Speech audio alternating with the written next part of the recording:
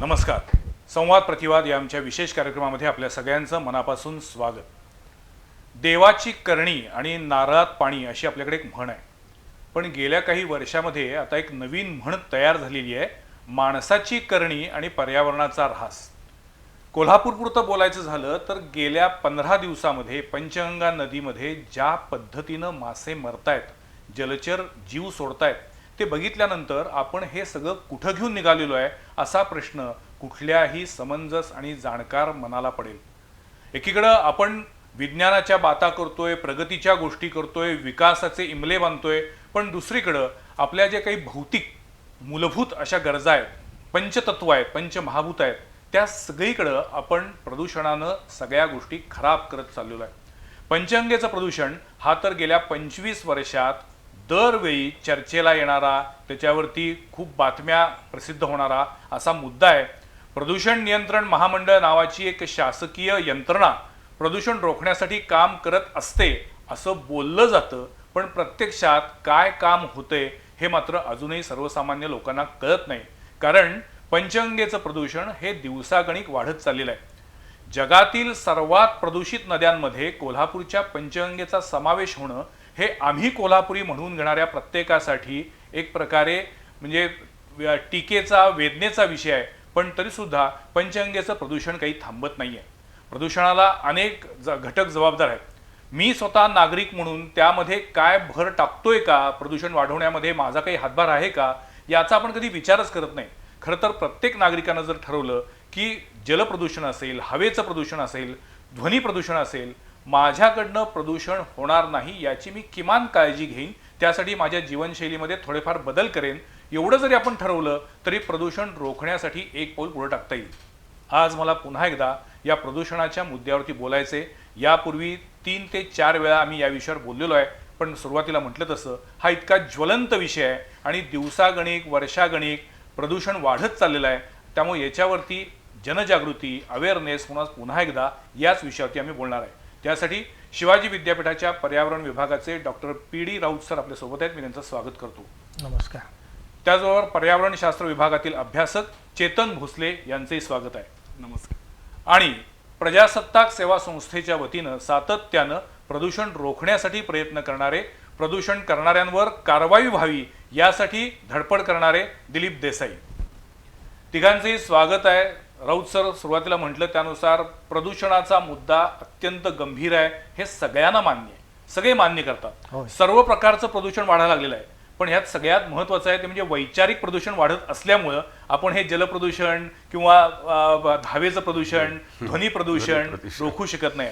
मला तुमच्याकडनं विचारायचं आहे, राधानगरीपासून नृसिंहवाडीपर्यंत शिरोळ तालुक्यातल्या या 145 किलोमीटर लांबीच्या पंचगंगा नदीमध्ये सर्वाधिक प्रदूषित नदीचा टप्पा कुठे आहे? ह्याकरता 2012 साली आम्ही एक ड्राईव्ह घेतली होती सकाळबरोबर आणि त्यामध्ये 30 ठिकाणी आम्ही पाण्याचे सॅम्पल्स बोटीमधून कलेक्ट केले होते. त्याच्याकरता शिवाजी विद्यापीठाच्या पर्यावरणशास्त्राचे संशोधक, विद्यार्थी, शिक्षक आणि विद्यार्थी MSc हे सगळे सहभागी झाले होते. आणि आम्हाला असं दिसून आलं की पिरळ ह्या ठिकाणी, पिरळ ते प्रयाग चिखली ह्या ठिकाणी पाण्याची जी गुणवत्ता होती ती अत्यंत चांगली होती. अच्छा. आणि तिथून पुढे थोडा थोडा फरक जाणवायला लागला. आणि शिवाजी पूल आहे, त्या शिवाजी पुलापासून जर आपण बघितलं तर हे सगळे जे पॅरामीटर्स आहेत पाण्याचे ते बदलायला चालू झाले. आणि मग आपला शिरोलीचा पूल आहे, त्यानंतर त्यामध्ये जरा जास्तच बदल झाला. आणि इचलकरंजीच्या पुढे त्यामध्ये त्या गुणवत्तेमध्ये एकदमच ती गुणवत्ता ढासळल्याची आपल्याला दिसून आली.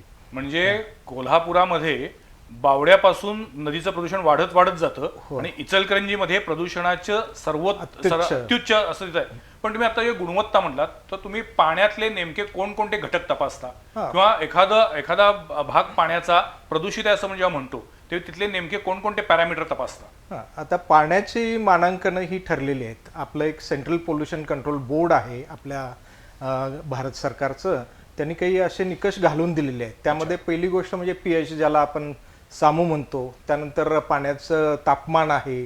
त्यानंतर पाण्यामध्ये असणारा विरघळलेला ऑक्सिजन, त्याला आपण DO म्हणतो. म्हणजे प्रत्येक वेळी आपण पेपरमध्ये ऐकतो की पाण्यातला ऑक्सिजन संपला आहे, कमी झाला आहे आणि मग मासे मरायला लागलेत. तो DO अत्यंत महत्त्वाचा आहे. त्यानंतर त्यामध्ये बीओडी म्हणून असतो, बायोलॉजिकल ऑक्सिजन डिमांड.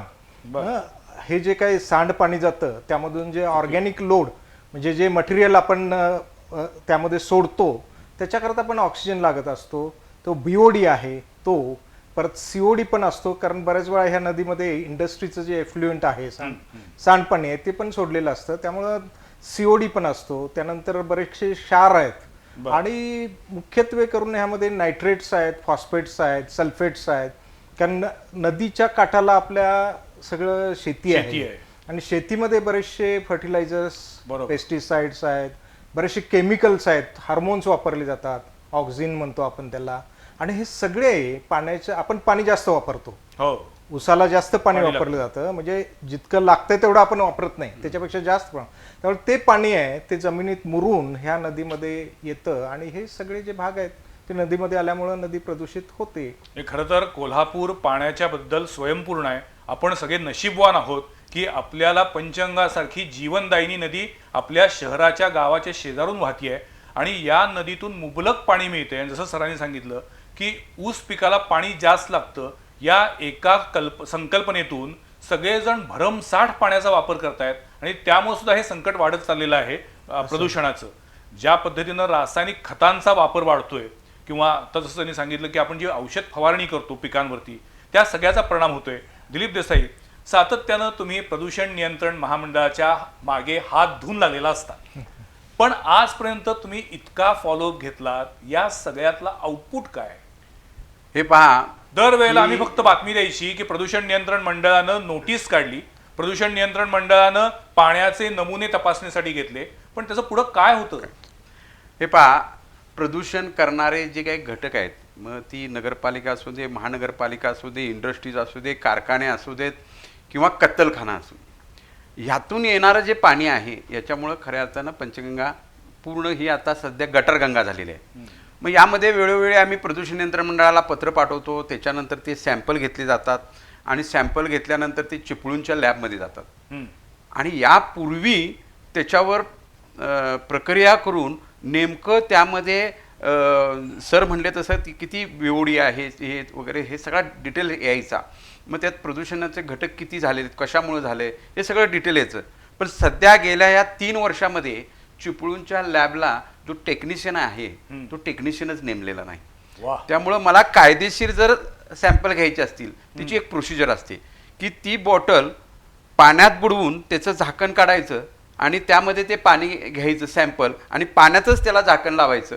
ते लावल्यानंतर त्याला सीलबंद केलं जातं आणि त्याच्यावर 3-4 लोकांच्या 5 लोकांच्या सह्या असतात आणि लॅबमध्ये गेल्यानंतर ते उघडलं जातं. ही प्रोसिजर आता सध्या नाही आहे. मगाशी आपण म्हणल्याप्रमाणे नेमकं प्रदूषण नियंत्रण मंडळ आणि तुम्ही वेळोवेळी केलेल्या तक्रारीनुसार काय होते. सर तुम्हाला आता सांगतो की 2009ला ज्यावेळी तत्कालीन आयुक्त विजय शिंगल त्यांच्यावर आम्ही पहिला गुन्हा दाखल केला. त्याच्यानंतर बिद्री मॅडम होत्या, त्यांच्यावरही गुन्हा दाखल झालेला आहे आणि नंतर जे काय अधिकारी आहेत यांच्यावरही गुन्हे दाखल झालेत, दंड झालेत.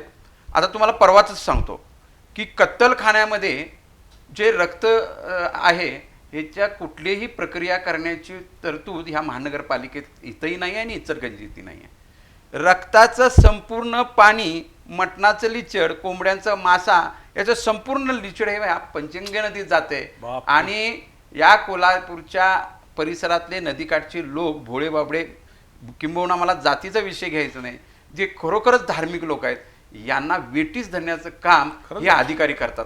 आजही पाणी आम्ही रक्त पाणी पितोय हे तुम्हाला आपल्या माध्यमातून सांगतो, या लोकांना समजलं पाहिजे की ह्याच्यावर सगळ्यांनी आवाज उठला पाहिजे. फार भीषण आहे. पण मला मुळात विचारायचंय की प्रदूषण नियंत्रण महामंडळाचं काम काय आहे? केवळ नोटिसा काढायच्या, कारवाई करायची, की प्रदूषण रोखण्यासाठी काही ठोस उपाययोजना शास्त्रीयदृष्ट्या करायची? काय करतं प्रदूषण? यासाठी वेगवेगळे कायदे आहेत, वॉटर पोल्युशन ऍक्ट आहेत, वेगवेगळे कायदे आहेत. त्या कायद्याचा वापर करून यांच्यावर गुन्हे दाखल होतात. परवाच हरित लवादानी इथल्या KMT आणि ह्या कत्तलखान्याबाबत टोटल आज 8 कोटी रुपये या महानगरपालिकेला दंड केलेला. आता परवाच केलेला, मागच्या महिन्यात कोल्हापूर महानगरपालिकेला. मग 8 कोटी रुपये दंड त्यांना काही फरक पडत नाही हो, कारण ते पैसे- जनतेचा जनतेचा जातोय. पैसा आहे तो, exactly. माझं तरी मत आहे की मी आता मुख्यमंत्र्यांना पत्र लिहिणार आहोत की हा जो महानगरपालिकेला दंड होतोय त्या दंडात जे काही महानगरपालिकेचे प्रशासक असो, आरोग्य अधिकारी असो, जबाबदार जी अधिकारी आहेत यांच्या पगारातनं ही वसुली केली पाहिजे. त्याचं कारण सांगतो साहेब की आपण ज्यावेळेला फाळा भरतो त्या फाळ्यामध्ये हो. सांडपाण्याचा बी आम्ही अधिभार असतो. हो. तोही आम्ही देतोय. बरोबर. जसं पाण्याचं बिल भरतोय, आम्ही केलेलं पाणी दूषित होतं ते स्वच्छ करण्यासाठी पण पैसे देतो. मग नागरिकांनी काय आता करायचं काय? तर हे लोक जी पंचगंगा प्रदूषण करायला लागलेत त्यांच्यावर दंड जो होतोय तो त्यांच्या पगारातनं वसूल व्हायला पाहिजे असं माझं मत आहे. आणि सगळ्यात राहिली गोष्ट दुसरी की अधिकारी सुद्धा साहेब एकमेकाला समन्वय एक साखळी पद्धत आहे. खरं आहे. सदस्य सचिव म्हणून जे प्रदूषण नियंत्रण मंडळाचे IAS अधिकारी बसलेले आहेत त्या IAS अधिकाऱ्यांचा जिल्हाधिकारी, विभागीय आयुक्त, महानगरपालिका आयुक्त यांची एक साखळी पद्धत आहे. ही साखळी पद्धत मग का म्हणतोय मी की आम्ही इथं तुमचे जे जे काही कायदे आहेत त्या कायद्यानुसार आम्ही गुन्हे दाखल करायची प्रक्रिया करतोय. तो प्रस्ताव सदस्य सचिवांना जातोय. वास्तविक त्यामध्ये जे लोक जबाबदार आहेत त्यामध्ये महानगरपालिकेच्या प्रशासक, जिल्हा परिषद CO, विभागीय आयुक्त किंवा महानगरपालिकेचे आयुक्त. पण ह्यांच्यावर कधी कारवाई तुम्ही सदस्य सचिव यांनी केलेली तुम्हाला कधीच नाही. नाही, मी तर उलट असं म्हणतोय की कारवाई होतच नाही, केवळ कागदी घोडे नाचवले जातात हा, आणि तू मार मी रडतो असा एक देखाव उभा केला जातो. हा, त्यामुळे मला एक म्हणायचं आहे असं की कारवाईचा फार्स केला जातोय हा एक भाग, पण दुसरीकडे पंचगंगेचं प्रदूषण दिवसागणिक वाढत चाललंय. आता बोलता बोलता दिलीप देसाई म्हटले की पंचगंगेची गटारगंगा बनली आहे. ऐकायला खूप वाईट वाटतं, पण ही वस्तुस्थिती आहे आणि याला आपणच जबाबदार आहोत. मला तुमच्याकडे येण्यापूर्वी पुन्हा एकदा सर तुम्हाला विचारायचं आहे की गेल्या 15 दिवसामध्ये जे काही हजारो लाखो मासे मेले त्या बिचाऱ्यांचा खरोखर काही दोष नाही. म्हणून सुरुवातीला म्हटलं माणसाची करणी ही त्यांच्या जीवावरती आता उठायला लागलेली आहे. तर आता हे मासे मरण्याचं नेमकं कारण काय की खरोखर पाण्यातलं ऑक्सिजनचं प्रमाण कमी होतंय की अन्य काही विषारी केमिकल्स पाण्यामध्ये मिसळल्यामुळे त्यांचा मृत्यू होतोय? आता ह्याच्याबद्दल मला सांगताना असं म्हणायला पाहिजे की जे जलचर आहेत पाण्यामध्ये ते का मरतात, तर पहिली गोष्ट काय आहे की पाण्यातला जो विरघळलेला ऑक्सिजन आहे त्याचं जर प्रमाण कमी झालं, युजली काय होतं ज्यावेळी हिवाळा असतो आणि धुकं नदीवरती येतं त्यावेळी जो विरघळलेला ऑक्सिजन त्यामध्ये येण्याचं प्रमाण असतं सकाळच्या वेळेस किंवा रात्रीच्या वेळेस ते कमी होतं. आता ते कमी व्हायला दुसरी पण कारण आहेत. युट्रॉफिकेशन म्हणतो आपण. ज्यावेळी सांडपाणी जास्त येतं किंवा एखाद्या शुगर फॅक्टरीसारख्या फॅक्टरीचा ज्यावेळी तो इफ्लुएंट किंवा स्पेंट वॉश म्हणतो आपण त्याला, तो पाण्यामध्ये येतो त्यावेळी त्याचा ऑर्गॅनिक म्हणजे सेंद्रिय पदार्थ जे आहेत ते जास्त पाण्यामध्ये होतात आणि मग त्यामुळं ना ह्या वनस्पती वाढायला लागतात तिथं. आता त्याचे दोन प्रकार होतात. पहिली गोष्ट म्हणजे काय, ह्या वनस्पती ऑक्सिजन जो आहे पाण्यातला तो काढून घ्यायला लागतात, शोषून घेतात. म्हणजे त्यांच्या फोटोसिंथेसिस प्रकाश संश्लेषण म्हणतो त्याला वापरायला लागतात ते. दुसरी गोष्ट म्हणजे ह्याचा एक थर तयार होतो. तो थर तयार झाल्यामुळं एकतर लाईट आत जात नाही. आतल्या ज्या वनस्पती आहेत ज्या वनस्पती ऑक्सिजन बाहेर सोडत असतात म्हणजे त्यांचं प्रकाश संश्लेषण होऊन त्याला आपण फायटोप्लॅंक्टॉन म्हणतो, वनस्पती प्लवक म्हणतात त्याला मराठीमध्ये, ते फोटोसिंथेसिस करत असतात आणि त्यामधनं ऑक्सिजन हा बाहेर येत असतो. दुसरी गोष्ट काय, मुवमेंट जशी होईल पाण्याची तसं ऑक्सिजन बाहेरचा हवेतला त्यामध्ये विरघळत. बरोबर. हे प्रमाण सगळं ह्या गोष्टींच्यामुळे काय होतं, कमी होतं. जर तुम्ही रुई बंधारा बघितला तर तिथं तुम्हाला असं दिसतंय की पूर्ण असं एक प्लेग्राऊंड झालाय. नदी म्हणजे एक प्लेग्राऊंड झालं, जलपर्णी झाली, हा केंदाळ म्हणतो ते झालेलं आहे. आणि मग खाली काही जातच नाही ना. खालच्या ज्या वनस्पती, ह्या वरच्या वनस्पती आहेत ते स्वतः करता वापरतात सगळं. खालचा जो सेंद्रिय, खरं तर ह्या तुम्ही आता केंदाळ म्हणला, हा केंदाळ ह्या वनस्पती खरं तर काय माहिती काय, पाण्याचं प्युरिफिकेशन म्हणजे शुद्धीकरणाकरता वापरतात. पण इथं वेगळी गोष्ट होते की त्या वनस्पती काही पाण्यातला ऑक्सिजनच वापरायला लागतात. खालच्या वनस्पती ज्या आहेत म्हणजे फायटोप्लॅंक्टॉन त्याला ऑक्सिजन मिळत नाही आणि मग पाण्यातला ऑक्सिजन कमी व्हायला लागतो. आपल्या पंचगंगा नदीमध्ये एक दुसरी एक परिस्थिती निर्माण झाली. जवळ 64 बंधारे आहेत आपल्याकडे आणि मग 64 बंधाऱ्यांची जी साखळी आहे त्या साखळीमध्ये जरी तुम्ही पाणी सोडलं असेल धरणातून ते पोचायला वेळ लागतो. म्हणजे प्रत्येक बंधारा भरणार मग पुढं पाणी जाणार, असं करत ते 64 तलाव झालेत. आपण बंधाऱ्यांची पण हाव केली असं वाटतं. आणि सर मला असं म्हणायचं की आता तुम्ही बंधाऱ्याचं बोलला, पाणी वरनं जाते. खरे ह्या पंचगंगेला गटारगंगा बनवण्यासाठी हे बंधारे पण कारणीभूत आहेत. बरोबर आहे, त्याचं अगदी कारण बरोबर सांगतो. आहे. हा. हे बंधारे कसे आहेत, खालनं असं पूर्ण पॅक बंद आहेत हो आणि त्यामुळं त्याचा गाळ त्या बंधाऱ्यात अडकला जातो, बरोबर. 64 बंधाऱ्यामध्ये. आणि पाणी सोडलं तर ते पाणी वरनं जाते. खरं तर जलसंपदा खात्याच्या नियमानुसार मे महिन्यात किंवा जून महिन्यामध्ये महिन्यात पूर्णपणे बर्गे काढायला काढायचे असतात हा. आणि संपूर्ण पाणी पुढे सरकलं पाहिजे. असं. पण हे केवळ कागदावरती दाखवलं जातं. म्हणजे मी काही दिवसांपूर्वी ज्यावेळी महापुराची समस्या या दृष्टीनं अभ्यास करत होतो, ते हा पण एक महत्वाचा त्यात मुद्दा आहे की आपल्या बंधाऱ्यांचे बर्गे कधी काढलेच जात काढलेच नाही, नाही, त्यामुळे त्यामुळे नदी गाळ भरली. पण साठून राहतोय, त्यामुळे नदी उथळ होत चाललेली उथळ आहे. झाली, उथळ. हा पण एक नदी problem भरलेली आहे आता सध्या नदी ही पूर्ण गाळानं भरलेली आहे. पाणी येतं ते वरनं येतं. पावसाळ्यात पाणी आल्यानंतर जो शहरात पाणी पसरतंय त्याला कारणीभूत हेच आहे की बंधारे जे 64 आहेत, या 64 बंधाऱ्यामुळे पूर्ण नदी भरलेली आहे. ती खाली व्हायला पाहिजे. जसं जाकवेल मधलं पाणी खालनं सोडतात, ते खालनं जातं पाणी, वरून जात नाही. तसं हे बंधाऱ्याचं काही ना काहीतरी सिस्टीम काढली पाहिजे. पण मला एक कळत नाही, या सगळ्या अभ्यासकांना, सामाजिक कार्यकर्त्यांना जे कळतं ते या अधिकाऱ्यांना जे IAS झाले त्यांना कळत नसेल. जाणून- एवढं शिक्षण घेतलंय म्हणतात, इंजिनिअरिंग केले म्हणतात, त्यांना कळत नाही का केवळ कामात आळस करायचा? बरोबर आहे. ह्याला काही उत्तरच नाही. म्हणजे या विषयावरती इतक्यांदा चर्चा झालेली आहे, पण आपण अजूनही दरवेळेला पंचगंगेचं प्रदूषण वाढतंय असं म्हणतोय, त्याची कारणं शोधतोय, तसे उपायही शोधले गेले पाहिजेत आणि असं काम व्हायला पाहिजे. या विषयावरती बोलण्यापूर्वी मला दुसऱ्या एका मुद्द्याकडे यायचंय. चेतन भोसले, तुम्ही प्रामुख्यानं हवा प्रदूषण या विषयावरती अभ्यास करता. म्हणजे कोल्हापूर शहरामध्ये 3 ठिकाणी आपण एअर पोल्युशन चेकिंग काही तुमचे काय म्हणतात टॉवर असतील किंवा असेल तशी आहे. काय परिस्थिती आहे? जसं पंचगंगा नदीचं जलप्रदूषण वाढत चाललेलं आहे, तसं कोल्हापूर शहराच्या हवेचं पण प्रदूषण वाढत चाललंय असं आता दिसून यायला लागलेलं आहे. विशेषतः गेल्या काही महिन्यांमध्ये शहरामध्ये धुळीचं प्रमाण प्रचंड वाढलेलं आहे. त्यामुळं हवेची गुणवत्ता पण खालावली आहे का? आता जर बघितलं तर हिवाळा महिन्यात थोडेसे आपल्या हवेची गुणवत्ता खालवलेलीच असते, कारण त्याला हवा कोरडी असते. हवा कोरडी असते, हवेत तेवढा फ्लो नसतो. आणि आजूबाजूची ॲग्रिकल्चर जर परिस्थिती बघितली तर आता ऊस काढणे झालेले असते, त्याच्याबरोबर थोडीशी शेती पेटवली पण जाते. त्याच्यामुळे थोडेसे ते आपली हवा ह्या म्हणजे डिसेंबर जानेवारीमध्ये थोडेसे हवा प्रदूषित झालेली असते. तर हाच जर सिनारिओ तुम्ही पुढे बघितला तर पुढं थोडंसं जसं समर सीझन चालू होईल म्हणजे उन्हाळा चालू होईल तसं थोडंसं ते कमी होत जातं. आता कोल्हापूरच्या बाबतीत जर तुम्ही बघितला तर कोल्हापूर आपलं तसं एकदम मोठं नाही. कारण आत्ता जर कोल्हापूरची परिस्थिती बघितलं तर अर्बन स्प्रॉल म्हणजे आपलं जे काय कोल्हापूरचं शहरीकरण झालेलं आहे, म्हणजे जे आव्हाडहवे कोल्हापूर पसरलेलं आहे तो त्याचा थोडासा इम्पॅक्ट आपल्या हवेच्या प्रदूषणावर होतो. तसेच जर बघितलं तर जे आपले रस्ते आहेत ते व्यवस्थित नाही आहेत. म्हणजे कुठलाही रस्ता असा प्लेन नाही की जिथं खड्डेमुक्त म्हणू शकतो आपण, असा कोणताही रस्ता नाही. त्याच्यामुळे जे वाहनांचे ट्रॅफिक होते, जे गर्दी होते, त्याच्यातनं जे इमिशन्स बाहेर पडतं ते डायरेक्टली आपल्या हवेमध्ये नाही. पण आता 2 मुद्दे आहेत. म्हणजे रस्ते चांगले नसल्यामुळे धूळ उडते वाहनांच्या ये जा करताना, त्यातनं पण प्रदूषण वाढतं. आणि दुसरीकडे वाहनांच्या मधनं जो काही धूर बाहेर पडतो त्याच्यामुळे प्रदूषण वाढतं. आणि दिवसेंदिवस कोल्हापूर शहरातील वाहनांची संख्या वाढत चालली. म्हणजे आपण केवळ पुण्यालाच नावं ठेवून चालणार नाहीये. आता कोल्हापुरातलं ट्रॅफिक सुद्धा वाईट झालंय. कोल्हापुरातल्या रस्त्यांची तर पुरती वाट लागलेली आहे आणि आता वाहनांची संख्या वाढत असल्यामुळं आपल्याकडं प्रदूषण वाढत चाललेलं आहे. पण तुम्ही हवेची गुणवत्ता जी काही तपासताय तर त्याच्यामध्ये प्रामुख्यानं हवेतले कोणते घटक हे जास्ती अपायकारक ठरू शकतात माणसाला? त्यातलं एक म्हणजे आपण जे 3 मॉनिटरिंग स्टेशन आहेत तिथं सल्फर डायऑक्साईड, नायट्रोजन डायऑक्साईड आणि पार्टिक्युलेट मॅटर PM10 हा आपण मॉनिटर करतो.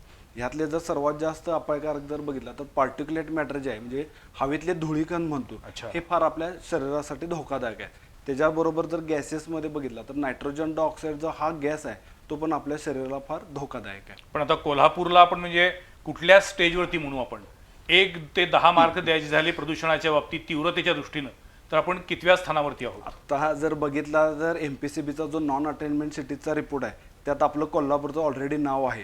आता त्याच्या दृष्टीने उपाययोजना करायच्या चालू आहेत.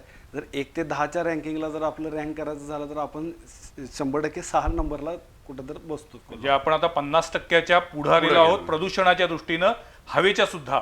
म्हणजे आपण जर नदी प्रदूषणाचा विषय बोलायला लागलो तर मला वाटतं हाच आकडा 9 पर्यंत तरी नक्की जाईल. 8 ते 9 पर्यंत नक्की जाईल. सो आपण भीषण परिस्थितीत आहोत. It's a alarming situation. पण आपल्याला जाग येत नाहीये. सर, आता हवे प्रदूषणाबद्दल बोलले. मला तुम्हाला एक विचारायचं आहे की प्रदूषणाला आता प्रामुख्यानं जबाबदार घटक कुठले आहेत? स्पष्ट आणि थेट सांगा, हा काय काय गोष्टी पंचगंगेत मिसळत आहेत आणि आपल्या पंचगंगेची आपण वाट लावायला लागलोय? नाही, पंचगंगा हा एक विषय झाला, म्हणजे त्यामध्ये आपण नदीचं प्रदूषण हो. असं हा एक विषय घेतला. पण आता चेतननं सांगितलं तसं हवा प्रदूषण आहे, मातीचं प्रदूषण आहे, ध्वनीचं आहे आणि पाण्याचं प्रदूषण, हे 4 आहेत. आता प्रत्येक वेळी आपण म्हणतो, आता दिलीपराव आहेत, त्यांनी म्हणलं की मी एवढ्या केसेस केल्या, हे केल्या. केसेस होत राहतात, अधिकारी येतात, अधिकारी जातात, हो. त्यांच्यावर केसेस होतात, वर्षानुवर्ष तारखा 3 पडतात, वर्षानंतर त्यांच्या कधीतरी बदल्या मग दंड होतात. होतो. तो दंडही म्हटलं तर जनतेच्या पैशातनं भरला हा, जातो. म्हणजे ह्या प्रोसेस चालू राहतात. आता तुम्ही मला काय विचारलं की कोण जबाबदार आहे ना, हम्म. आता ह्याला कुणाला जबाबदार धरायचं? आपणच जबाबदार आहोत. आपण आता ही जी परिस्थिती आहे ही कुणामुळं, कुणाच्या हव्यासामुळे झाली? इतक्या शुगर फॅक्टरी आहेत, सगळ्यांनीच ऊस लावायला पाहिजे का? अशी जरुरी नाही. आपल्याला ऊस काय माहितीये का, एकदा पेरला, त्याला पाणी टाकलं, 1-2-4 भांगलेनी केल्या की आपला ऊस मोठा येतो. म्हणजे फार काही श्रम आपल्याला करायला लागत, मालकाला करायला लागत नाही. हम्म. करणारे वेगळे असतात, ते पण आता UP बिहारमधनं यायला लागले, त्यामुळं आपल्याला तशी तोशीच काहीच पडत नाही.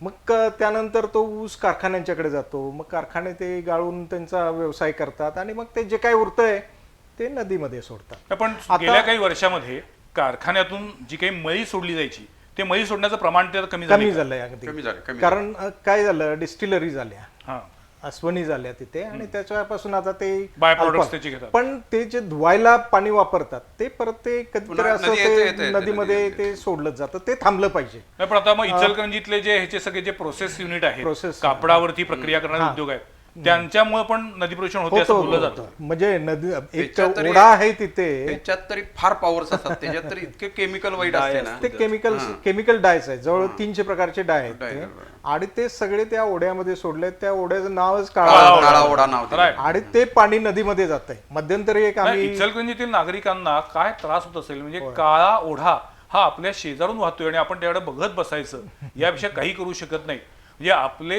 इतके पाणवठे खराब होत चाललेले आहेत. कधी काही अतिशय सुंदर रमणीय तलाव असलेले नामशेष तरी झालेले आहेत, किंवा पूर्णपणे प्रदूषणानं आता ते गिळंकृत झालेले आहेत, तरी सुद्धा माणसाला जाग येत नाहीये. कसला विकास, कसली प्रगती, हे पुन्हा एकदा विचार करण्याची गरज आहे. पण आता तुम्ही म्हणत त्यानुसार इचलकरंजीतील डाय प्रोसेस करणारे कारखाने, आपले साखर कारखाने, साखर कारखाना, आणि कोण जबाबदार आहे? आणि आपल्याकडे MIDC आहेत. हुपरी सारखा एक भाग आहे जिथं मॅक्झिमम ऍसिड वापरलं जातं. अशा बऱ्याचशा स्मॉल स्केल इंडस्ट्रीज इव्हन कोल्हापूरमध्ये आहेत. म्हणजे जर तुम्ही जयंती नाल्याच्या बाजूने गेला, गोमतीच्या बाजूने YP पवार नगर, तर बऱ्याचशा Servicing center आहेत. हा सर्व्हिसिंग सेंटर आहेत. हे कत्तलखाने आहेत. म्हणजे कत्तलखाने आता दिलीपरावने सांगितलं, त्यांनी ते प्रत्येक म्हणजे नाल्याच्या कॉर्पोरेशनचे शेजारी आहेत. नाही, कॉर्पोरेशनचे आहेत, पण ते छोटे छोटे जे भाग आहेत ना, ते पण हे करतायत. परत आपला घरचा जो कचरा आहे, बऱ्याचशा वेळा आता काय झालंय, एक कोल्हापूर सारख्या शहरामध्ये जर बघितलं तर घंटागाडी बरेच वेळा काय माहितीये काय येतेच अशी गॅरंटी नाहीये. हो, त्यामुळे काय होतंय मग, आणि आपले सगळे जे कोंढाळे आहेत ते महानगरपालिकेनं काढून टाकलेले आहेत सध्या. म्हणजे तुम्हाला समजा 1-2 दिवस तुमचा कचरा राहिला तर तो कुठे टाकायचा, तर ते बऱ्याच वेळ काय होतं, तो गटरमध्ये जातो. त्यात ऑर्गॅनिक मटेरियल आहे, प्लॅस्टिक आहे, परत थर्मोकॉल आहे, असे पार्टिकल्स बरेचसे आहेत. आणि मग काय होतं, हे कुठं तर जाऊन अडतं आणि मग तिथं ते सगळं थांबलं जातं. त्यामुळं फक्त इंडस्ट्रीने एक काय करायला पाहिजे की, सध्याच्या काळामध्ये तंत्रज्ञान एवढं चांगलं झालेलं आहे, इंडस्ट्रीनं जर पैशाचा विचार न करता जर ठरवलं की आपला ETP म्हणजे इफ्लुएंट ट्रीटमेंट प्लांट आहेत, जर इफिशियंटली चालवायचं ठरवलं, तर मला वाटतं इंडस्ट्रीकडून पाण्याचं प्रदूषण किंवा हवेचं प्रदूषण होण्याची शक्यताच नाही. मी तुम्हाला एक अत्यंत, आता चेतन त्यानं हवेच्या प्रदूषणाबद्दल सांगितलं होतं, एक कारखान्याची केस आमच्याकडे आली होती. कारण आम्ही हवेचं प्रदूषण पण आम्ही मोजून देतो लोकांना ज्यांना पाहिजे असेल ते. तर त्या केस अशी काय होती की, कारखान्याचा जो हे आहे, बारीक बारीक पार्टिक्युलेट मॅटर, म्हणजे काजळी जी असते, कारखान्याच्या, साखर कारखान्याच्या आजूबाजूला जे राहतात त्यांना त्याचा फार त्रास होतो. एका माणसानं अशी कंप्लेंट केली आणि त्यानं सांगितलं आम्हाला की तुम्ही आम्हाला मोजून द्या. म्हणलं ठीक आहे, आमच्या मुलांना प्रोटेक्शन द्या, आम्ही मोजून देतो. कारण जो मोजायला जातील त्याचं काय, म्हणजे दिलीपराव आहे तिथं, बऱ्याच वेळा ते लोकांना पाणी पाजतात. तसं आम्ही काय करतो, विद्यापीठाचे विद्यार्थी असतात ते शिकायला आलेले असतात. हा जो दुसरा भाग आहे हे त्यांना आम्ही ॲडिशनल काम दिलेलं असतं, ते जातात तिथं मोजतात वगैरे. तर तो रिपोर्ट त्या माणसानं घेतला आणि त्यांना सुप्रीम कोर्टमध्ये केस केली. हायकोर्टमध्ये होती तिची, ती सुप्रीम कोर्टमध्ये नेली त्यांना आणि तो जिंकला. कारण टेक्निकली आम्ही त्यांना इथून प्रदूषण होतं हे सांगितलं आणि तो त्यामध्ये जिंकला. तर अशा बऱ्याचशा केसेस आहेत. जर आणि त्या इंडस्ट्रीला एक मशीन असं आहे, त्या चिमणीला लावायचं आहे, इलेक्ट्रोस्टॅटिक प्रेसिपिटेटर म्हणून, त्याला भरपूर इलेक्ट्रिसिटी लागते. जर अशा प्रकारचा इलेक्ट्रोस्टॅटिक प्रेसिपिटेटर जर लावला कारखान्यानं किंवा ETP फ्लुएंट ट्रीटमेंट प्लांट आहे, सांडपाणी प्रक्रिया जो प्रकल्प असतो त्यांचा, तो जर इफिशियंटली चालवला कारखान्यांनी तर कारखान्यांच्याकडून प्रदूषण होण्याची 0% जे तंत्रज्ञान तेवढं आलेलं आहे, आपल्याकडे प्रभावी तंत्रज्ञान अवेलेबल आहे, फक्त ते आहे. करण्याची इच्छाशक्ती आणि इच्छाशक्ती पाहिजे आणि दोन्ही आहे. पैसा पैसा खर्च असतोच आणखीन खरं असतो, म्हणजे एक पण- वेळ मी काय म्हणेन की खासगी उद्योजक त्याच्याबद्दल विचार करेल, पण सहकारी संस्थांनी एकूणच सामाजिक आरोग्याच्या दृष्टीने करणं आवश्यक आहे. आता बऱ्याचशा इंडस्ट्री झिरो इमिशन म्हणून आलेत. हो, ZLD ZLD. Discharge limit. हा, अच्छा. पण आता हे जे STP प्लॅन जे म्हणतात सगळीकडे, म्हणजे आता अनेक मोठमोठ्या सोसायट्या हो, हो. हाऊसिंग सोसायट्या त्यांना सुद्धा STP प्लांट आता कंपल्सरी Compulsory केलेला आहे. आहे. तर हे STP प्लांट खरोखर तेवढे प्रभावी आहेत का प्रदूषण रोखण्यासाठी? नाही नाही नाही नाही. काय आता बघा, अनेक सोसायटी आहेत, सोसायटीमध्ये STP प्लांट लावल्याशिवाय तुम्हाला कम्प्लिशन सर्टिफिकेट मिळत नाही. हो, मग काही लोकांचा तर बिल्डरचा असं झालं की कम्प्लिशन पुरतं ते STP चालवायचा, कारण का महिन्याला त्याचं नाही म्हणलं तर 15,000 ते 20,000 रुपये भाडे येते, लाईट बिल लाईट येते. बिल त्यामुळे ते कोण हे करत नाही. बरं ते करावं तर तुम्ही त्याचं ट्रीटमेंट करून जिथं पाणी सोडता तिथं ते काळं पाणी असते. म्हणजे हा पैसा वायाचा आहे सगळा. आणि 30% फक्त ड्रेनेज आहे कोल्हापूरमध्ये, कोल्हापूरमध्ये, 30% फक्त, बाकी ड्रेनेज नाही. हे सगळं जे पाणी जाते हे नदीतच जाते.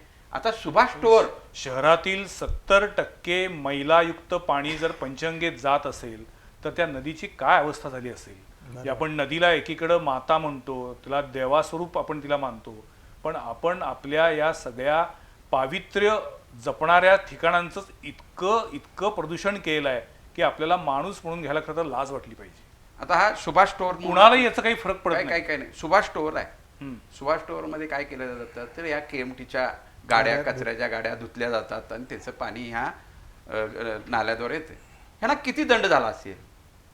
हे हरित लवादामध्ये प्रकरण गेलं, ह्यामध्ये 5,86,00,000 रुपये हा त्यांनी दंड भरण्याचे ही नोटीस काढलेली आहे कोल्हापूर महापालिकेला. हा, आणि ती दिलेली असताना त्यांचा अकाउंट नंबर दिलाय, त्याला IFSC कोड नंबर दिलेला आहे, आणि हे जर पैसे नाही भरले पर डे 12,000 रुपये, 12,500 रुपये दंड आहे पर डे. आता ही ऑर्डर झाली 18/11/2022. दुसरी ऑर्डर आहे ती झाली 20/12/2022. ही कत्तलखान्यामध्ये जी बकरी कापायला पाहिजे होती ती न कापता जी संपूर्ण नाल्याच्या कडेला कत्तलखाने आहेत त्याचं रक्ताचं पाणी जातंय, म्हणून त्यांनी 1,85,40,000 रुपये हा दंड केलेला आहे. आणि हा 15 दिवसात भरायसाठी सांगितला होता, अजून तो भरलेला नाही. याचं दंड जो आहे रोजचा, हा दंड भरायला लागतोय. हे आपण आपल्या ह्याच्यात जर दाखवलं हे का तर भीषण आहे सगळं. हा. मला काय म्हणायचं की दंड भरायला लागणं ही नामुष्कीची बाब नामुष्की आहे, आहे. पण आपण नागरिकांच्या जीवाशी खेळतोय याचं भान महापालिकेच्या अधिकाऱ्यांना येत नाहीये. कारण सुरुवातीला म्हटलं असं पैसे काही त्यांच्या खिशातनं जाणार नाहीयेत, पैसे महानगरपालिकेच्या तिजोरीतनं जाणार. महापालिकेच्या तिजोरीतले पैसे म्हणजे तुमचे आमचे कर रूपाने दिलेले पैसे. त्यामुळे खऱ्या अर्थानं आंधळ दळते आणि कुत्रं फीट करते यातला प्रकार कागद आहे. आहे पण याच्या पलीकडे मला विचारायचं, ही जी काही दंडाची रक्कम आहे ही रक्कम पोल्युशन कंट्रोल बोर्डकडे जाते, प्रदूषण नियंत्रण महामंडळाकडे जाते. त्या पैशाचा विनियोग कशासाठी केला जातो? नाही तर त्या पैशाचा कोर्टात- विनियोग तरी नाही, किमान नाही. प्रदूषण रोखण्याच्या उपाययोजनांसाठी केला जातो का? आता हे पैसे जे आहेत हे प्रदूषण नियंत्रण मंडळाच्या अकाउंटमध्ये जातात, आणि ते पैसे आल्यानंतर माननीय न्यायालय हे पैसे त्यांना वापरायला देत नाही. हे पैसे ज्या वेगवेगळ्या संस्था आहेत, म्हणजे मग कुठल्या तरी मेडिकलचा विषय असो किंवा असं कुठले धर्मदाय असो, ह्यांना ते ऑर्डर करतात की हे पैसे जमा झालेले हे पैसे ह्यासाठी वापरा.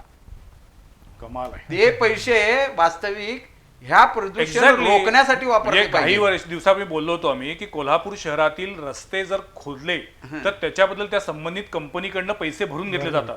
जसं आता गॅस पाईपलाईनसाठी रस्ते खोदले गेलेत तर 22 कोटी रुपये HP कंपनीनं महानगरपालिकेकडे जमा केलेले आहेत खोदलेल्या रस्त्यांच्या दुरुस्तीसाठी. पण त्या पैशातून ते रस्ते केले जात नाहीत तर ते पैसे जनरल अकाउंटला घेतले जातात आणि ते पगारावरती खर्च कर आणि कुठं खर्च कर आता सांडपाणी अधिभार पैसे कुठे आहेत?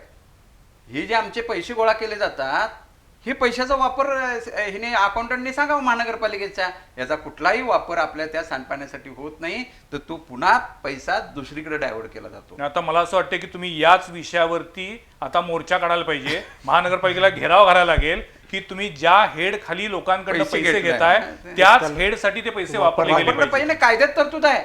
ज्या कारणासाठी तुम्ही पैसे घेतले त्या कारणासाठीच त्याचा वापर झाला पाहिजे, कायद्यात तरतूद आहे.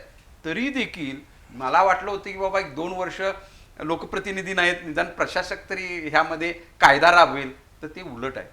आता सुद्धा हीच परिस्थिती आहे. काय हवेची गुणवत्ता सुधारण्याच्या दृष्टीनं काय केलं पाहिजे, सर्वसामान्य माणसांनी काय केलं पाहिजे? सर्वसामान्य माणसांनी पहिल्यांदा जो काय गाड्यांचा वापर आहे तो कमीत कमी केला पाहिजे. त्यानंतर जे काय सार्वजनिक वाहतूक व्यवस्था आहे म्हणजे KMT आहे नाहीतर ST बस आहेत त्यांचा वापर केला पाहिजे. आणि गर्दीच्या ठिकाणी स्वतःचं वाहन न घेऊन जाता रिक्षानं गेलं KMT बसनं जर गेलं तर त्याचा आपल्याला म्हणजे हवा प्रदूषण कमी करायला फारच चांगला उपयोग येईल. त्याचबरोबर आणि एक जे बघितला जर तुम्ही सिग्नल्सला ना तर रस्त्यानं जाताना बघितला तर ध्वनी प्रदूषण होते. ते तर फार वाईट आहे. आणि कोल्हापुरात ती एक नवीन स्टाईल आहे, ते बुलेटचा सायलेन्सर काढायचा आणि टरारा वाजवत लक्ष वेधून घ्यायचं. मित्रांनो, कोणी लक्ष वेधून घेत नाही, तुम्हाला शिव्या पडत असतात, शिव्याशाप मिळत असतात. हॉर्न वाजवायचे, हॉर्न वाजवण्यामध्ये कसली मर्दमुकी नाही, कसलाही पराक्रम नाही.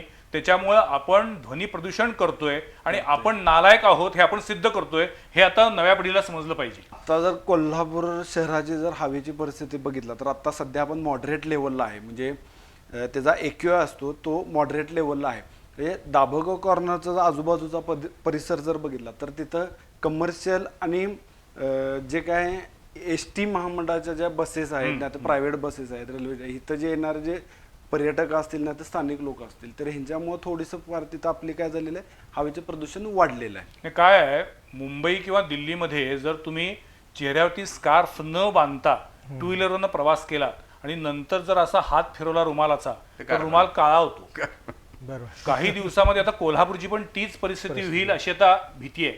म्हणजे आताही कोल्हापूरमध्ये आपण जर एक 4 ते 5 किलोमीटर 2 व्हीलरवरनं प्रवास केला आणि नंतर बघितलं तर आपल्या चेहऱ्यावरती सुद्धा प्रचंड धूळ बसलेली असते. म्हणजे नाकातोंडात धूळ जाऊन श्वसनाचे विकार वाढतायत. ह्याच्याबद्दल आम्ही अनेकदा बातम्या केलेल्या आहेत, डॉक्टरांच्या मुलाखती घेतलेल्या आहेत, पण महानगरपालिकेला फरक पडत नाही. आणि आता जो मूळ प्रश्न मगाशी सर म्हटले की या सगळ्या परिस्थितीला आपणच जबाबदार आहोत, कशाला आपण दुसरीकडे बोट दाखवायचं. सो मला त्या अनुषंगानं विचारायचं आहे की आपण काय पथ्य पाळलं पाहिजे जलप्रदूषण रोखण्यासाठी पण आणि हवा प्रदूषण रोखण्यासाठी पण? जलप्रदूषण रोखण्यासाठी पाण्याचा कमीत कमी वापर केला पाहिजे. जे काही नॅचरल सोर्सेस जे आहेत, रिसोर्सेस जे आहेत, म्हणजे तलाव असतील, नदी असतील, ह्याच्यात जे काय आपण गाड्या धुतो, कपडे धुतो ना तर जनावर धुतो हे थांबवलं पाहिजे. आणि जो घरगुती पाण्याचा वापर आहे हा कमी केला पाहिजे. हे झालं पाण्याच्या बाबतीत. तसेच जर हवे प्रदूषणाच्या बाबतीत जर झालं तर जी आपली 2 व्हीलर असेल, 4 व्हीलर जर असेल तर ही आपण कमीत कमी वापरली पाहिजे. सार्वजनिक वाहतूक व्यवस्थेचा वापर केला पाहिजे. त्यानंतर जे वाहतुकीचे सगळे जे नियम आहेत ते जर आपण व्यवस्थित जर फॉलो केले तर 100% हवा प्रदूषणात म्हणजे कमी होईल. कोल्हापूर हे अजूनही एक खेड्याचा तोंडवळा असलेलं शहर आहे, सुधारलेलं खेडं. त्यामुळे अजूनही कितीही सांगितलं तरी पंचगंगा नदीमध्ये जनावरं धुण्यासाठी नेली जातात. बरोबर. अजूनही रंकाळ्याच्या मागच्या बाजूला अनेक वाहनं धुतली जातात. काय करायचं याच्यावर? तुम्ही स्वतः कोल्हापूरचे आहात, तुम्ही पेठेत वाढलेले आहात, काय याच्यावरती करायचं काय? नाही आता काय आणि काय आम्ही कोल्हापुरी म्हणून आपल्या प्रत्येकाला अभिमान आहे, पण आम्ही कोल्हापुरी आपण जर अशा पद्धतीनं काही करून मी रेटून प्रत्येक गोष्ट नेणार असा दुराभिमान जर बाळगायला लागलो तर आपण कुठे घेऊन जाणार आहे सगळं? नाही, मला आता 1965च्या गोष्टी आठवतात. ज्यावेळी थोडंसं आता मी सुधारलेलं खेडं म्हटलं त्यावेळी आपण फारच मागास होतो. कोल्हापूर त्यावेळी मला वाटतंय नगरपालिकाच होती आणि चांगली लोक होते त्यावेळी मला वाटतंय. आणि लोक तेवढाच वापर करायचे. पण आता काय झालं की प्रत्येकाला प्रत्येक गोष्टीमध्ये व्यवसाय करायचा आहे. म्हणजे म्हैशी 2च असायच्या आपल्याला, एक घरातल्या पुरतं दूध आणि काय एक 2 रतीब असं एक प्रकार असायचा. पण ज्याच्याकडे आता 2 होत्या त्याला बँकेनं कर्ज दिलं आणि त्याच्या 10 झाल्या.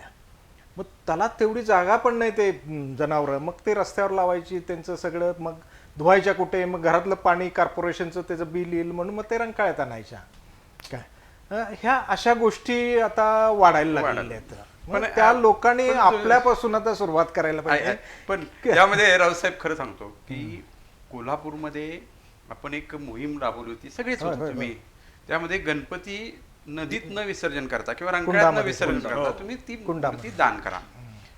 माझ्या मते 95% लोकांनी ह्या मूर्ती दान केलेल्या आहेत. मूर्तीदान संकल्पनेला कोल्हापुरात खूप चांगला चांगलं, प्रतिसाद मिळाला. हा, चांगलं तर चांगलं म्हणलं कोल्हापूरची पाहिजे. अतिशय चांगली बाजू अशी आहे की कुठेही होत नाही असे उपक्रम, कोल्हापुरात. पथदर्शी उपक्रम कोल्हापुरात होतात. हा नक्कीच प्लस पॉइंट आहे. पण जेव्हा प्रदूषणाचा मुद्दा येतोय, जेव्हा आपण पंचगंगेचं प्रदूषण हे अत्यंत गंभीर पातळीवरती पोहोचलेलं आहे हे सगळेच जण मान्य करतोय, त्यावेळेला केवळ अशा पद्धतीचे दंड करून आणि केवळ शोकॉज नोटिसाकडून हा प्रश्न संपणार नाही. दुर्दैवानं आज प्रदूषण नियंत्रण महामंडळाचे कोणी अधिकारी या शो मध्ये नाही आहेत. मी त्यांना बोलवण्याचा प्रयत्न केला होता, दिलीप देसाईंनी पण केला होता, पण दुर्दैवानं हल्ली शासकीय अधिकारी समोर येतच नाहीत. उत्तरदायित्व नाही. हा, उत्तरदायित्व घ्यायचं नाही, त्याबद्दल बोलायचं नाही, त्यामुळे पळून जायचं. त्यामुळे आजच्या शो मध्ये हे लोक आले नाहीत, आजच्या कार्यक्रमामध्ये आले नाहीत. पण मी पुन्हा एकदा प्रदूषण नियंत्रण महामंडळाच्या अधिकाऱ्यांना आवाहन करणार आहे की तुम्ही या आमच्या कार्यक्रमात या, तुम्ही काय काम करताय ते सांगा, लोकांसमोर जाऊ दे. तुमची बाजू पण असेल ती पण आली पाहिजे समोर. पण दुर्दैवानं असं होत नाही, कारण हा संवादाचा पूल तुटत चाललेला आहे. आजचा आपला कार्यक्रमाचा मूळ उद्देश हाच होता. जनजागृती जशी आहे तशाच पद्धतीने या संवादातून एकूणच प्रदूषणाची पातळी किती भीषण होत चाललेली आहे आणि त्यातून आपलं वैचारिक प्रदूषण कसं वाढत चाललेलं आहे हे दाखवायचा आपला प्रयत्न आहे. मला आता सर शेवटच्या टप्प्यात आलोय आपण, मला एवढंच सांगा की पंचगंगेचं प्रदूषण रोखण्यासाठी शासकीय पातळीवरती जे काही उपाय होत आहेत त्याच्याबद्दल तुम्ही समाधानी आहात का? तुम्ही प्रोफेसर म्हणून सांगू नका, अभ्यासक म्हणून सांगा आणि कोल्हापूरचे नागरिक म्हणून सांगा. शासन पातळीवर बराचसा निधी ह्या पंचगंगेचं प्रदूषण कमी होण्याकरता दिला जातो. एकच आहे, ज्यावेळी आम्ही अभ्यासक म्हणून ह्या सगळ्या गोष्टींच्याकडं पाहतो त्यावेळी असं वाटतं की बाबा हे जे पैसे येतात ते पैसे जे आहेत ते प्रदूषण नियंत्रण करण्याकरता वापरण्याच्या ऐवजी आपण ते सुशोभीकरणाला वापरतोय. हे जर बंद झालं आणि जर हे पैसे येणारा निधी त्या कामाकरता जर वापरला तर मला वाटतं नक्कीच ह्या 15 कोटी रुपये पंचगंगा नदीचाच हा रंकाळा एक भाग आहे. 15 कोटी रुपये आता शासनाकडनं यायला लागले. त्या 15 कोटीमध्ये निव्वळ आणि निव्वळ रंकाळ्याचे सुशोभीकरण करणे, रस्ते करणे, फुटपाथ करणे याच्यासाठी वापरला जातोय. जोशी साहेब, माझं एक म्हणणं आहे की ह्या रंकाळ्यामध्ये जे नाले मिसळत आहे पाणी आता ते रोखण्यासाठी कोणतंही हे नाही आहे. खऱ्या अर्थानं ह्या रंकाळ्याच्या डबका असं म्हणतोय मी, या डबक्यात हे सगळं पाणी साठलं जाते आणि हे पाणी बाहेर जात नाही आहे. त्याला 2 सोर्स आहेत, एक डीमार्टच्या खालून एक आहे आणि एक पश्चिमेच्या बाजूला आहे.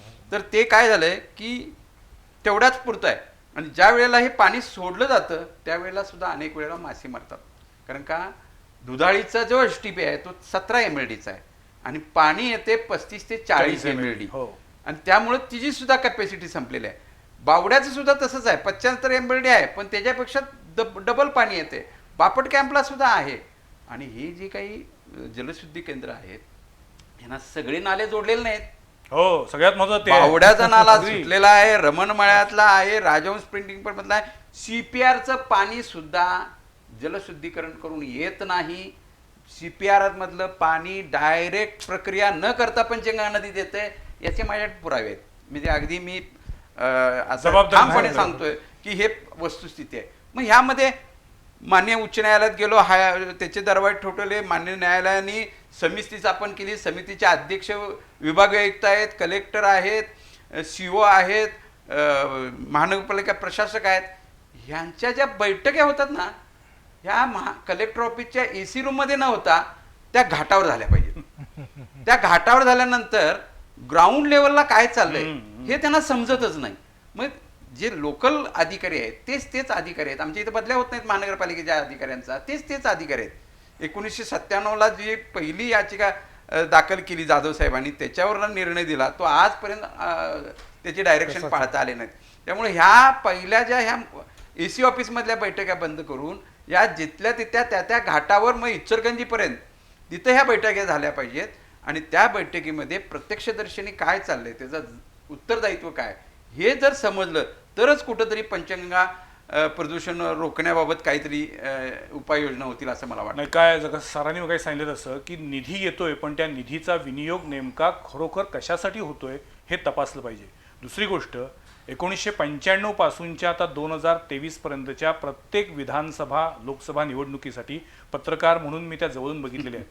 प्रत्येक निवडणुकीच्या प्रत्येक पक्षाच्या प्रत्येक उमेदवाराच्या जाहीरनाम्यामध्ये पंचगंगेच्या प्रदूषणाचा मुद्दा असतोच. आहे. निवडणूक आली की पंचगंगेचं प्रदूषण दिसतं, रंकाळ्याचं प्रदूषण दिसतं, तलावांचं प्रदूषण दिसतं, पण निवडणूक झाल्यानंतर काहीही होत नाही. कोट्यावधी रुपयांचा निधी येतो, पण पंचगंगेचं मूळ दुखणं कायम आहे. आत्ता जसं सांगितलं की आपल्याकडे STP प्लॅन्ट ठिकठिकाणी उभे केलेले आहेत, ते चालू आहेत, पण असे अनेक नाले आहेत की जे थेट पंचगंगा नदीमध्ये मिसळत आहेत. ते STP प्लॅन्टकडं त्याचं पाणी येतच नाही.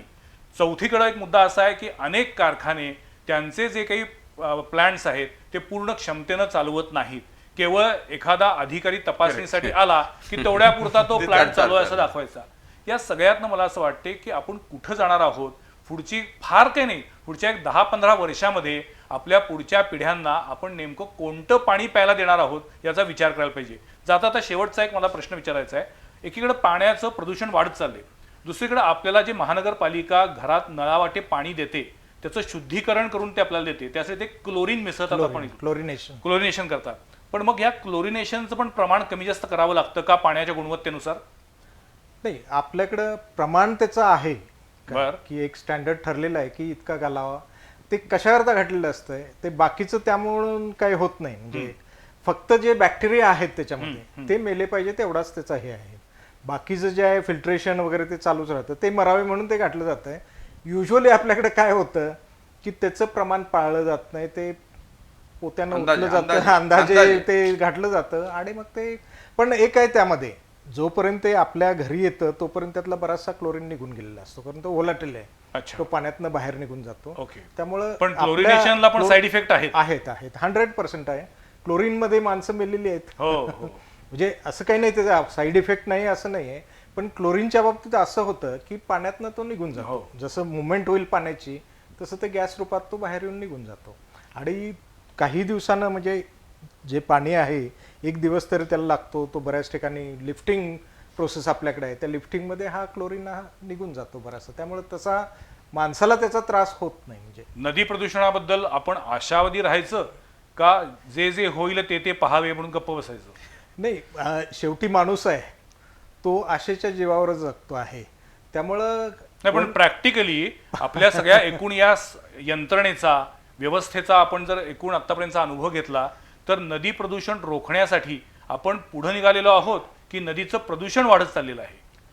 नाही, मला तर वाटतंय की आपण पुढे निघालोय असं मला काही वाटत नाही. आपण जिथं आहे आता ह्यांनी 1997चा पहिला केस सांगितली, जिथं आहोत तिथंच आहोत आपण. म्हणजे नदीचं कसं असतं, पाण्याची गुणवत्ता तर खालावत चालली आहे, खालावत चालली आहे. मासे हजारो मासे मरतायत, जलचर मरतायत. इचलकरंजीमध्ये कावेरीची साथ येऊन गेली, माणसं मेली, अनेकांना 2012ला 48 लोक मेली. मलाबाद यांनी माननीय त्यामध्ये हे केली. परवा जो सुर्वे बंधाऱ्यावर माशांचा खच पडला होता, लाखो मासे पडले होते. मी प्रत्यक्षदर्शनी तिथं सकाळी 7:30 वाजता होतो. म्हस पाण्यानं वायकुळ होती, ती भुंगत होती, पण ती पाणी पित नव्हती. शेवटी त्या विहिरीचं पाणी आणलं आणि त्या घमेल्यामध्ये दिल्यानंतर ती जनावरांना पाणी पिलं. मग लोकांचं काय? बरोबर. पण ते मासे जे लाखो पडलेले होते साहेब, ते नदीतनं बाहेर काढण्याची प्रक्रिया करायला पाहिजे होती. ते सडले. 3ऱ्या दिवशी मग आम्ही फौजदारी गुन्हा दाखल करणार म्हटल्यावर मग ती इचलकरंजीची लोक बोलवली प्रदूषण नियंत्रण मंडळ आणि मासे काढले. म्हणजे काय 10% काढले, पण बाकी सगळा तो लिचड आहे तो सगळा या पाण्यात विरघळला. तेच पाणी लोक पितात. ते सगळ्यात दुःखदायी आणि वेदनादायक आहे. मला असं वाटतं की या विषयावरती जेवढं बोलू, कोळसा उगाळावा तितका काळा तसा हा प्रकार आहे. प्रदूषण नियंत्रण महामंडळाचे अधिकारी ती सुद्धा माणसं आहेत, त्यांच्यातलं माणूस पण जर जागं झालं तर कदाचित यातनं काही फरक पडेल. सगळ्या महानगरपालिका, नगरपालिका यांचे जे काही प्रशासकीय अधिकारी आहेत त्यांनी आता जागवण्याची वेळ आहे. आणि सगळ्यात महत्त्वाचं म्हणजे तुम्ही आम्ही नागरिक, आपण छोट्या छोट्या गोष्टीतनं सुद्धा प्रदूषण रोखू शकतो.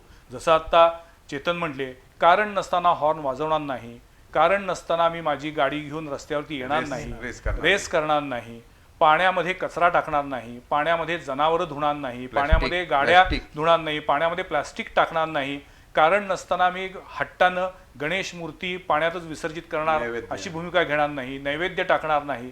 अनेक गोष्टी, छोट्या मोठ्या गोष्टी आहेत की ज्या आपण आपल्या आयुष्यामध्ये थोडासा बदल करून करू शकतो आणि त्याच्यातून प्रदूषण रोखू शकतो. अन्यथा या विषयावरती आम्ही वर्षभर जरी मालिका लावली तरी सुद्धा शेवटी आपल्याला आपल्या लाईफस्टाईलमध्ये बदल केल्यानंतरच फरक दिसणार आहे. तुर्तास या 3 मान्यवरांनी प्रदूषणाच्या अत्यंत गंभीर मुद्द्याबद्दल सविस्तर मार्गदर्शन केलं, विश्लेषण केलं. एकूणच आपण कोल्हापूरकर प्रदूषणाच्या दृष्टीनं कुठं निघालेलो आहोत याचं एक भान आणून देण्याच्या दृष्टीनं आजचा आमचा हा प्रयत्न होता. या 3ही मान्यवरांचे मी आभार मानतो. धन्यवाद. पुढच्या सोमवारी पाहायला विसरू नका आणखीन एका विषयावरील चर्चा संवाद प्रतिवादमध्ये. नमस्कार.